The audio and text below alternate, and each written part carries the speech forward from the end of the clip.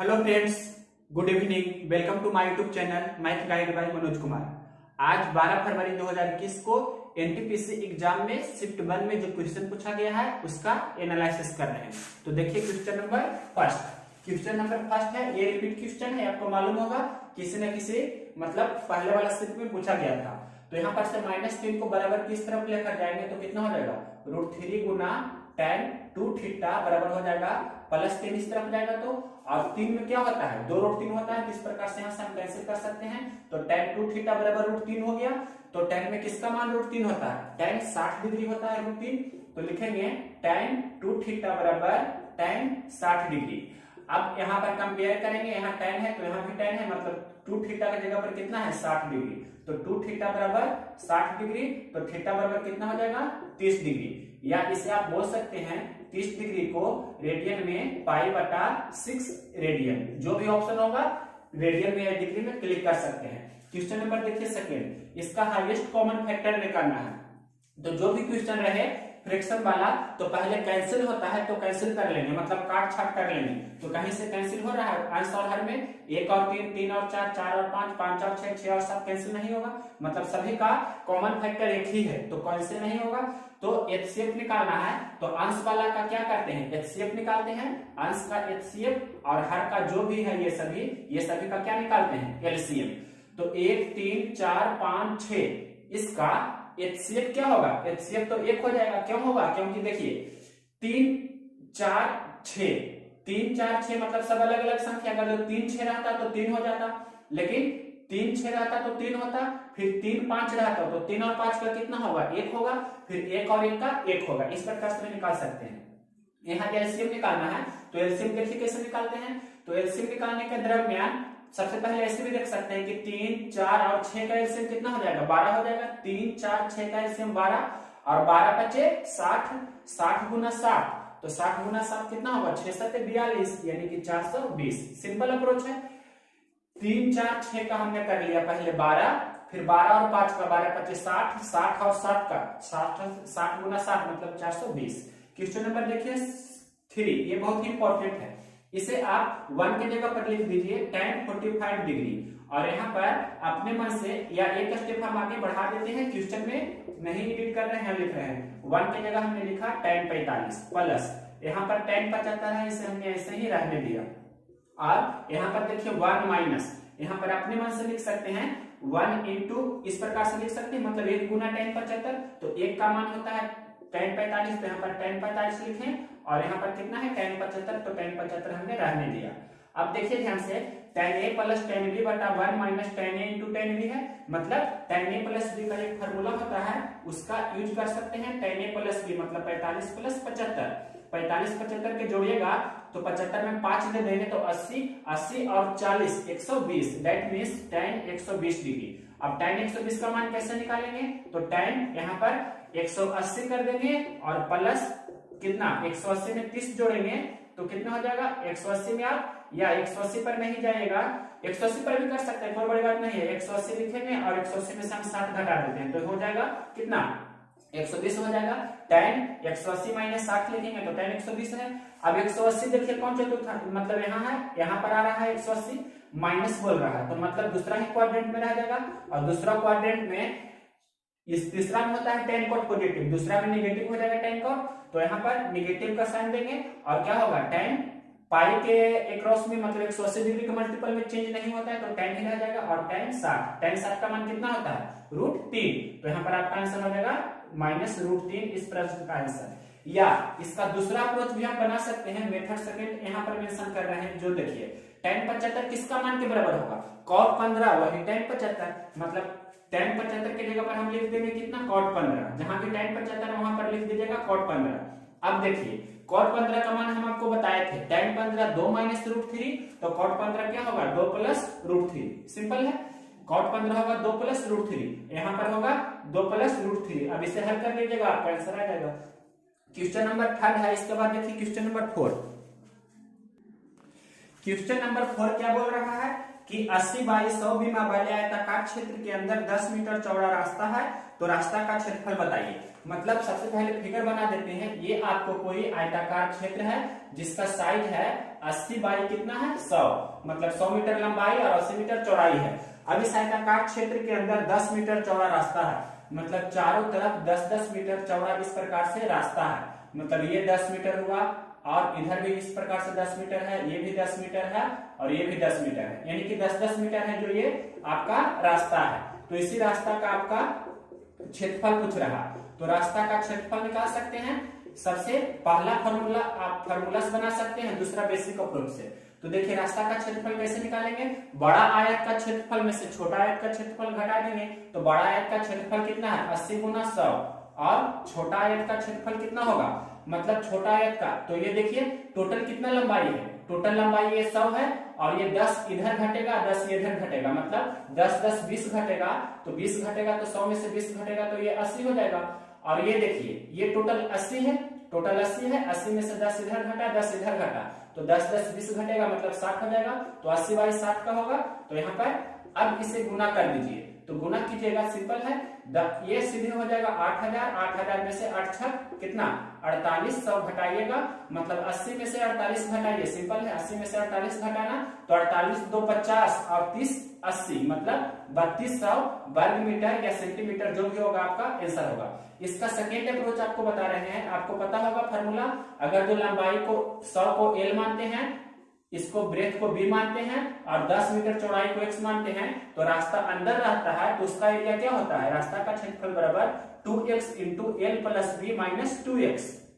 तो 2x मतलब 2 गुना x का मान 10 है, लंबाई प्लस चौड़ाई मतलब लंबाई कितना है 100, चौड़ाई 80, मतलब 100 प्लस 80 और माइनस 2x यानी कि 2 गुना 10, हल कर लीजिए तो 10 दूनी 20 हो जाएगा, 180 में से 20 घटा दीजिए तो 20 गुना 180 में से 20 घटाइएगा तो 160 होगा।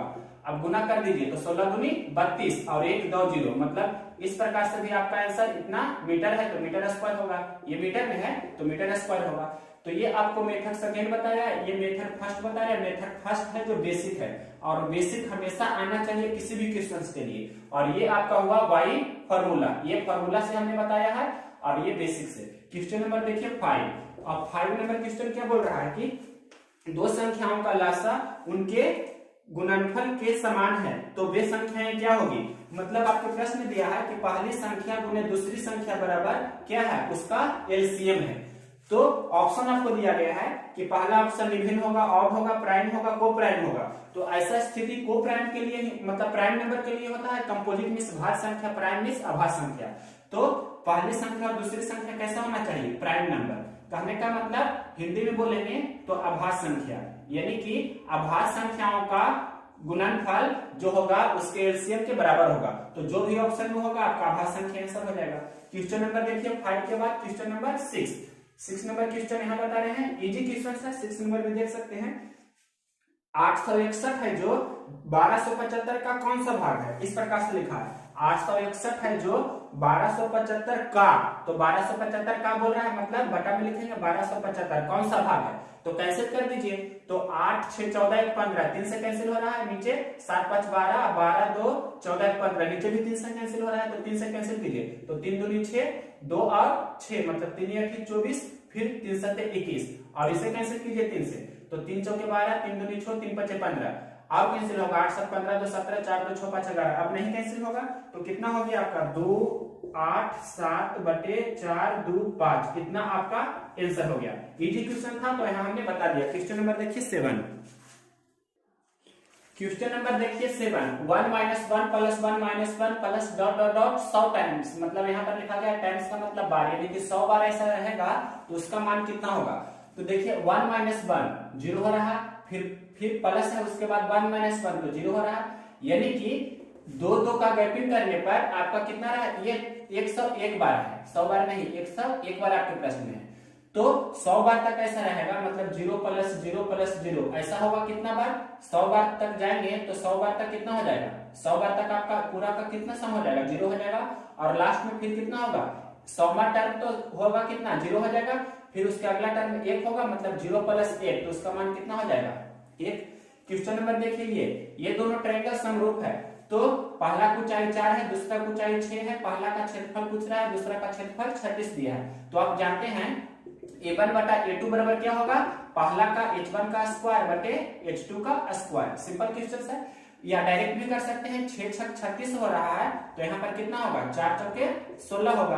तो सिंपल अप्रोच है, ये भी यूज कर सकते हैं, या यहाँ से भी बना सकते हैं। a1 बटे a2, तो a1 आपको निकालना है तो a1 रहने दिया, a2 36 है। h1 स्क्वायर मतलब 4 का स्क्वायर, तो 4 का स्क्वायर लिखेंगे। h2 स्क्वायर यानी कि 6 का स्क्वायर, तो 6 का स्क्वायर से 6 का स्क्वायर कैंसिल हो जाएगा, 36 से 36, तो a1 स्क्वायर बराबर कितना हो गया, a1 बराबर हो गया 4 का स्क्वायर मींस 16। सिंपल क्वेश्चन था, इसमें आपको कलम लगाना नहीं चाहिए। क्वेश्चन नंबर देखिए 9 नंबर क्वेश्चन बोल रहा है कि 750 रुपया में बेचने पर लाभ क्रयमूल्य का 1/9 है। लाभ है जो क्रयमूल्य का 1/9 है, यानी कि लाभ है जो क्रयमूल्य का 1/9 है। कहने का मतलब लाभ 1 है तो क्रयमूल्य कितना है, 9 है। तो लाभ परसेंट कितना होगा, प्रतिशत लाभ कितना होगा, लाभ हो रहा है 1 कितना पर, 9 पर गुना 100। ये आपका हो गया क्या, प्रतिशत लाभ, मतलब 11.1/9% हो गया। अगर जो आपके प्रश्न में पूछे क्या कि इसका विक्रयमूल्य भी पूछ सकता है। ये आपको क्या प्रश्न दिया गया है, 750 रुपए में बेचने पर, मतलब सेलिंग प्राइस आपको भी दिया है, सेलिंग प्राइस फिक्स दिया है कि 750 रुपया है। ये रेशियो नहीं, ये एक्चुअल वैल्यू आपको दिया है 750 रुपया, 750 रुपया दिया है। तो देखिए 750 गुना ये कितना हो गया, 11.1/9% का मतलब कितना होता है, 1/9 होता है, मतलब 1/9 लाभ हो रहा है। तो 1/9 लाभ हो रहा है, किसे लिख सकते हैं 10/9, मतलब ये विक्रयमूल्य होगा। तो गुना करते हैं 9/10, इस प्रकार से कैंसिल करके। तो यहाँ पर 1 0 से 1 0 कैंसिल हो जाएगा, 6 9 5 45 5 बाकी 4 9 7 63 और 4 67, यानी कि 675 रुपया आपका हो जाएगा क्या, कॉस्ट प्राइस। अगर जो आपको कॉस्ट प्राइस पूछेगा तो इस प्रकार से आप निकाल सकते हैं। मतलब किसी वस्तु को 750 रुपए में बेचते हैं तो लाभ है जो क्रयमूल्य का 1/9 है। तो लाभ परसेंट पूछेगा तो 11.1/9% आंसर हो गया। अगर जो पूछता क्रयमूल्य तो हो जाता 675 रुपया। क्वेश्चन नंबर 9 के बाद देखिए क्वेश्चन नंबर 10 नंबर क्वेश्चन बता रहे हैं, ए किसी व्यापार में 12,000 रुपया लगाता है, 2 महीना बाद बी भी 18,000 रुपया लगाकर व्यापार में शामिल हो जाता है। यदि कुल लाभ 18,100 रुपया का हो तो ए और बी का लाभ बताइए। मतलब ए है और बी है। ए कितना रुपया लगाता है, 12,000 रुपया लगाता है। ए है जो 12,000 रुपया लगाता है और बी है जो 18,000 रुपया लगाता है। बी 18,000 रुपया लगाता है। अब देखिए ध्यान से, प्रश्न में दिया है कि बी है जो 2 महीना बाद शामिल होता है व्यापार में, मतलब ए तो 12 महीना रहा और बी है जो 2 महीना बाद, यानी कि 10 ही महीना व्यापार किया। तो अब दोनों का रेशियो निकाल लेंगे तो यही होगा, मतलब पूंजी गुना समय। लाभ बराबर क्या होता है पता होगा, लाभ बराबर होता है पूंजी गुना समय। तो पूंजी दिया था ए का 12,000, बी का 18,000, और ये समय 12 महीना रहा और बी 2 महीना बाद आया, मतलब 10 महीना ही रहा। तो दोनों का लाभ का रेशियो पहले निकाल लीजिए। तो लाभ का रेशियो निकालिएगा तो कितना हो जाएगा, तो लाभ का रेशियो मतलब कैंसिल आप कीजिए इसे, तो 3 0 से 3 0 कैंसिल कर देते हैं यहाँ पर। और देखिए यहाँ से बराबर है 44 से लिख दीजिए, या यहाँ 18 दह 180 लिख दीजिए, कैंसिल कीजिए। तो देखिए कैंसिल कर रहे हैं 18 से, 18 और 44 से, 18 दह 80 से, फिर 4 दूनी 8 और 5 दूनी 10, मतलब एक 4 रुपया लाभ होता है एक को, तो बी को लाभ होता है 5 रुपया। प्रश्न में कुल लाभ दिया है 1800 रुपया, मतलब कुल लाभ कितना हो जाएगा, 9 रेशियो का वैल्यू कितना दिया है 1800 दिया है, तो एक रेशियो का वैल्यू कितना हो जाएगा 1800/9, यानी कि 20 कितना हो जाएगा 200, 9 दूनी 1800, मतलब 200 हो जाएगा। तो सभी में 200 से गुना करेंगे, इसमें भी 200 से गुना करना होगा और इसमें भी 200 से गुना करना होगा, मतलब ए का लाभ बोलेगा तो कितना हो जाएगा 800 रुपया, बी का लाभ बोलेगा तो कितना हो जाएगा 1000 रुपया। तो इस प्रकार से आप इस प्रश्न को बना सकते थे। ये हो गया ए का लाभ, ये हो गया बी का लाभ। क्वेश्चन नंबर 10 के बाद देखिए क्वेश्चन नंबर 11। क्वेश्चन नंबर देखिए 11, ये भी आपका सिंप्लीफिकेशन का है। तो जब भी इस प्रकार का प्रश्न रहे तो प्लस या माइनस जहां दिखे वहां से फॉर्मेट बना लीजिए। तो माइनस यहाँ है, मतलब माइनस के पहले जो भी है, मतलब बाद ये एक फॉर्मेट हो गया, ये दूसरा फॉर्मेट हो गया और ये तीसरा फॉर्मेट हो गया, ये चौथा फॉर्मेट हो गया। बारी बारी से सभी को हल करेंगे, आपका आंसर आ जाएगा। तो ये तो 2 रहेगा नहीं, प्लस ये 2 दूनी कितना हो जाएगा 4, माइनस इसे हल कीजिए तो 3/3 1 हुआ, 1 गुना 3 तो 3 होगा। यहाँ पर से देखिए 4/4 तो 1 हुआ और 4 गुना 1 तो 4 होगा। अब इसे हल कर देंगे तो +4 -4 कैंसिल हो जाएगा, तो 2 - 3 तो इसका मान कितना हो जाएगा 1, 2 - 3 तो -1 होगा। सिंपल क्वेश्चन था। अब देखिए क्वेश्चन नंबर 12, ये आपको रूल होता है a इंटू बी प्लस सी, तो इसे लिख सकते हैं पहले a गुना बी, उसके बाद प्लस है तो प्लस, माइनस रहेगा तो माइनस लिखेंगे, और a गुना सी। इसे बोलते हैं वितरण का नियम, इसे बोलते हैं वितरण का नियम, या वितरण का दूसरा नाम है बंटन का नियम भी, या इंग्लिश में बोलेंगे इसे तो डिस्ट्रीब्यूटिव लॉ। मतलब ये आपको ध्यान रखना है कि कौन सा नियम पर ये वाला आपको फंक्शन दिया गया है। क्वेश्चन नंबर देखिए 12 के बाद 13 नंबर क्वेश्चन है, आयत के विकर्णों से बने त्रिभुजों के कोनों का योगफल कितना होगा। तो ये कोई मान लीजिए आयत है, ठीक, ये आयत है, तो आयत के विकर्ण मतलब पहला विकर्ण इस प्रकार से, दूसरा विकर्ण इस प्रकार से होगा, तो टोटल कितना त्रिभुज बना, पहला त्रिभुज, दूसरा त्रिभुज, तीसरा त्रिभुज और चौथा त्रिभुज। तो एक त्रिभुज का योगफल कितना होता है 180 डिग्री। तो यहाँ पर लिख रहे हैं इस प्रकार से कि एक त्रिभुज का योगफल होता है 180 डिग्री, तो 1 2 3 4 त्रिभुज है, तो 4 त्रिभुज का योगफल कितना होगा 180 गुना 4 यानी कि 720 डिग्री। बहुत ही इजी क्वेश्चन था।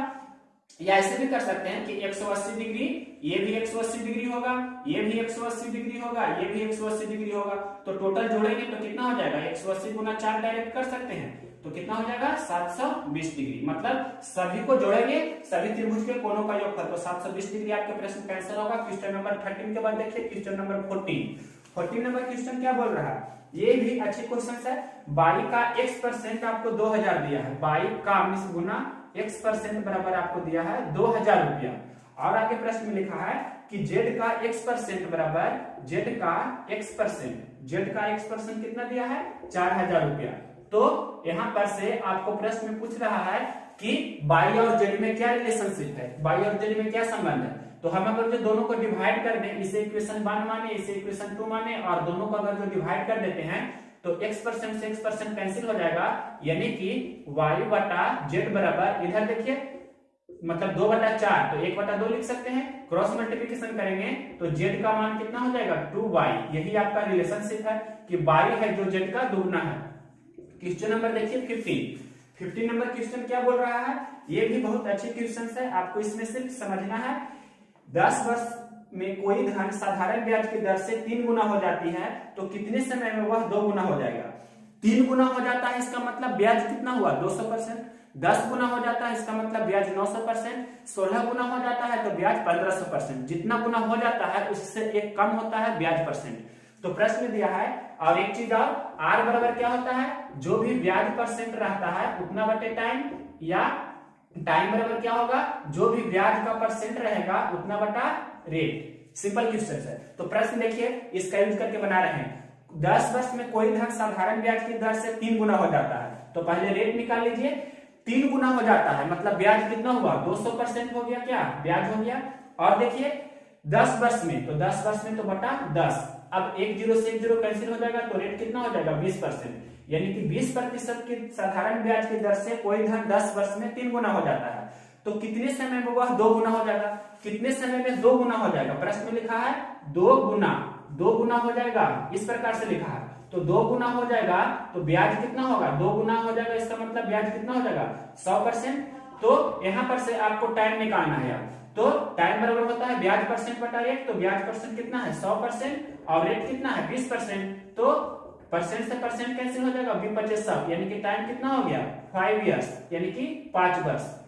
इजी क्वेश्चन था, आपको बहुत ही अच्छे कंसेप्ट इसमें बताए हैं। देखिए question number 16, question number 16 time and work का है। ए बी और सी किसी काम को 60, 40 और 30 दिनों में करते हैं, मतलब ए किसी काम को 60 दिनों में करता है, बी उसी काम को 40 दिनों में करता है और सी उसी काम को 30 दिनों में करता है। तो प्रश्न में दिया है ए और बी 3 दिन तक काम करता है, मतलब ए और बी मिलकर 3 दिनों तक काम करते हैं, फिर शेष बचे हुए काम को तीनों मिलकर कितने दिनों में पूरा करेंगे। तो देखिए टोटल काम कितना हो जाएगा 60, 40 और 30 का एलसीएम, तो कितना हो जाएगा 120 हो जाएगा, मतलब 120 मिनट काम करना है। तो 60 दूनी 120, 40 दिया 20 से और 30 चौके 20 से, यानी कि ए एक दिन में 2 काम करेगा, बी एक दिन में 3 काम करेगा, सी एक दिन में 4 काम करेगा, यानी कि 4 की क्षमता से काम करेगा।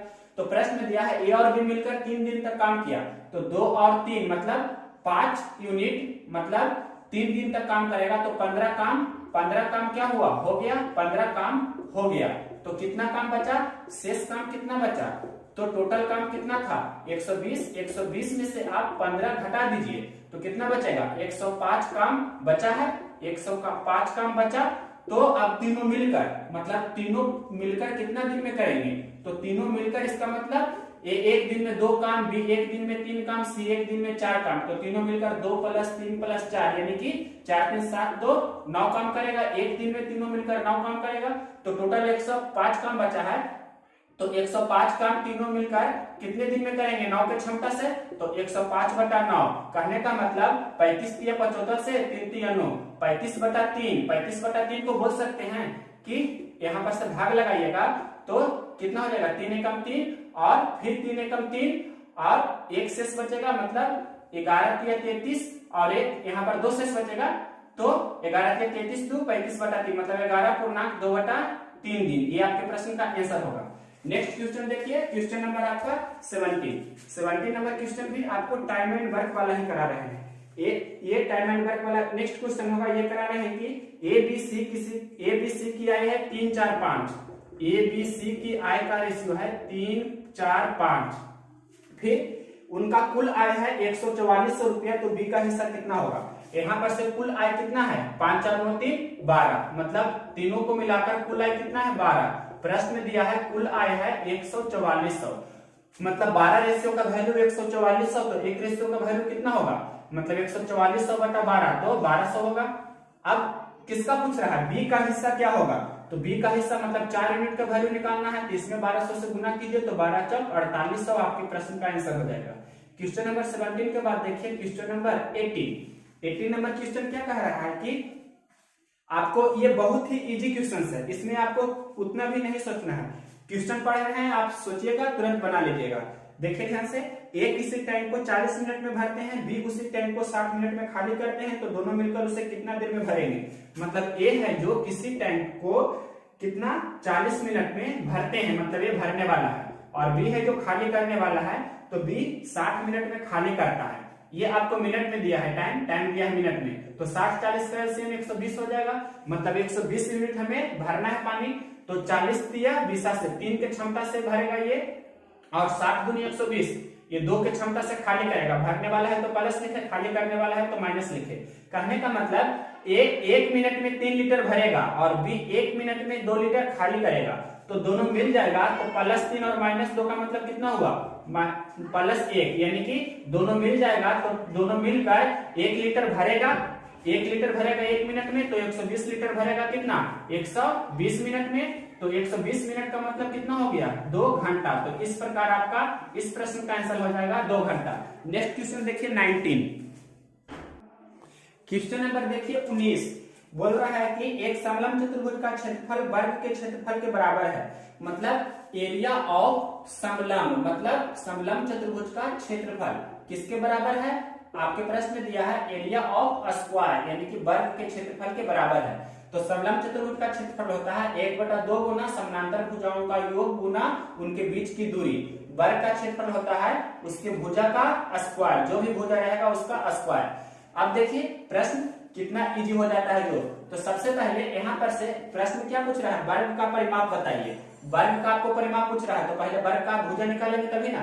तो प्रश्न में दिया है समलंब चतुर्भुज का दोनों समानांतर भुजा दिया है कितना 18 और 30 और उनके बीच की दूरी दिया है 24 मतलब 1/2 गुना 18 + 30 और उनके बीच की दूरी दिया है 24 18 30 और 24 ठीक है। तो यहाँ पर से आप भुजा निकाल सकते हैं। तो सबसे पहले इसे इस तरफ कैलकुलेशन कर लीजिए तो 2 से 12 दूनी 24।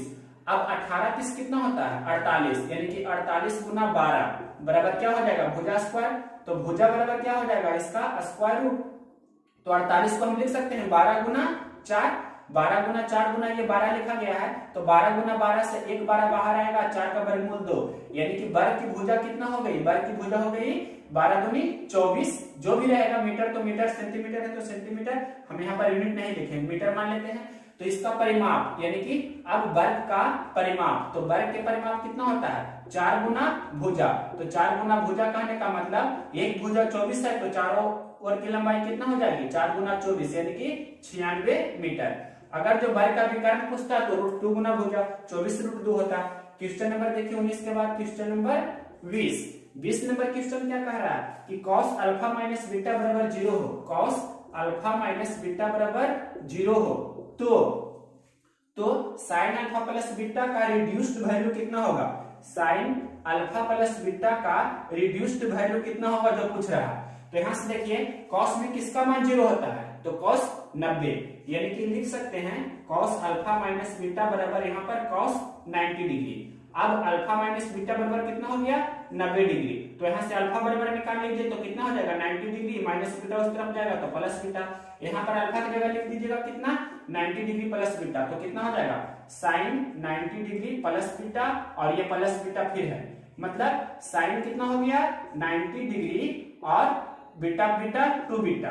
अब साइन 90 प्लस थीटा क्या होता है, साइन 90 प्लस थीटा तो cos थीटा होता है माइनस में, तो माइनस यहाँ पर हो जाएगा और cos 2 बीटा क्या होता है, जो देखिए इस प्रकार से 90 हुआ, यहाँ तक 90 प्लस बोल रहा है, तो यहाँ पर तो दूसरा में साइन तो प्लस में होता है तो प्लस हो जाएगा, अगर जो दूसरा में साइन निगेटिव होता है तो निगेटिव होता है, लेकिन साइन थीटा इसमें भी प्लस होता है इसमें भी प्लस होता है। साइन थीटा होता है जो फर्स्ट एंड सेकेंड क्वाड्रेंट में पॉजिटिव होता है, तो साइन 90 प्लस 2 बीटा क्या हो जाएगा प्लस cos बीटा। ये क्वेश्चन नंबर आपका था, जो भी क्वेश्चन नंबर हमने 20 दिया है। अब देखिए क्वेश्चन नंबर 21 लास्ट क्वेश्चन है, बोल रहा है कि ए बी सी किसी काम को 10, 15 और 18 दिन में पूरा करते हैं तो तीनों मिलकर कितना दिन में करेंगे। मतलब ए है जो किसी काम को 10 दिन में, बी है जो किसी काम को 15 दिन में, सी है जो किसी काम को 18 दिनों में पूरा करता है, तो तीनों मिलकर कितना दिन में करेंगे। तो 10, 15, 18 का एलसीएम निकालिएगा तो 90 यूनिट हमें टोटल काम करना है, एलसीएम हुआ जो। अब देखिए इसके बाद 10 9 90, 9 की क्षमता से, 15 6 90, ये 6 के क्षमता से, 18 5 90, 5 की क्षमता से। कहने का मतलब कि ए एक दिन में 9 यूनिट काम करता है, बी एक दिन में 6 यूनिट काम करता है, सी एक दिन में 5 यूनिट काम करता है, तो तीनों मिलकर मतलब कितना देर में एक 90 यूनिट काम कर देगा। तो 90 यूनिट काम करना है तीनों मिलकर, 9 6 15 5 20, या लिख सकते हैं 9 + 6 + 5, तो 9 6 15 5 20, यानी कि 90/20, तो कितना हो जाएगा 4.1/2 दिन, या इसे ऐसे भी लिख सकते हैं 4.5 दिन। यही आपका आंसर हो गया। तो जो भी क्वेश्चन था हमने सभी का लगभग सॉल्यूशन किया। अब नेक्स्ट वीडियो होगा जो 12 फरवरी 2021 का शिफ्ट 2 वाले होगा। तो मेरा यह वीडियो अगर जो पसंद है तो इसे लाइक करें और शेयर करें। हम जल्द ही स्पेशल राकेश यादव बुक से एडवांस मैथ से नंबर सिस्टम स्टार्ट कर रहे हैं, तो पहला जो वीडियो होगा बहुत जल्द कल ही आने वाला है।